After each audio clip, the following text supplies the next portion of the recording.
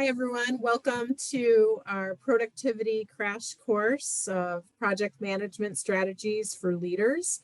I'd like to welcome back Helene Segura, who did a beautiful job of talking to us about time management last month, and we're excited to have her back to talk about project management. After the planning, this is when you move into the implementation. Implementation and communication should be ongoing, happening at the same time once you've gone through the plan, but we're looking at implementation first.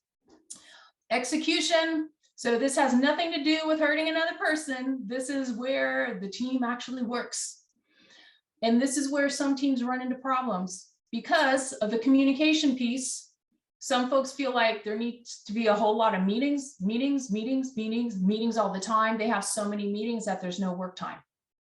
So it's really important that once again, this gets balanced out. Yes, you need to have meetings in order to communicate, but at the same time, there has got to be room in the schedule in order to actually get the work done.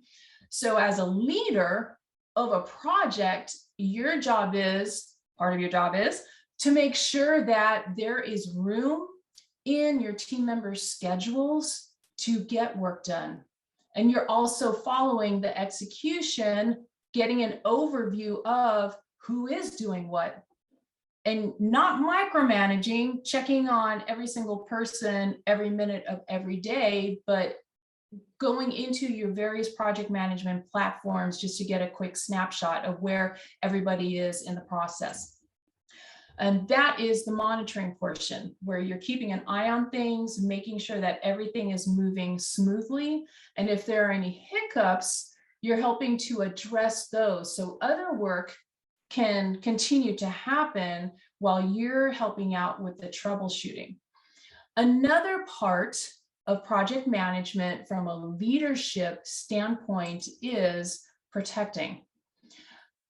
I will say that not all leadership styles believe in this, so this is something that you would need to determine for yourself and your style of leadership. But there are a number of project management leaders who feel that it is their job to protect their team from outside forces. And what that means is these types of project managers will be aware of what meeting invites are being sent out to their team members, to help their team members filter through which meetings do you actually need to attend and which are just courtesy invitations. They will protect their team members by going to all the leadership meetings to listen to what is being discussed about this project and protect the deadlines that have been set in place, to protect resources that they've been promised. So for a leader of a project, you most likely are going to be sitting in far more meetings than your team members will be. Because while your team members are doing all of the work at the boots on ground level, you are in there making sure that everything is running smoothly and also going into protection mode.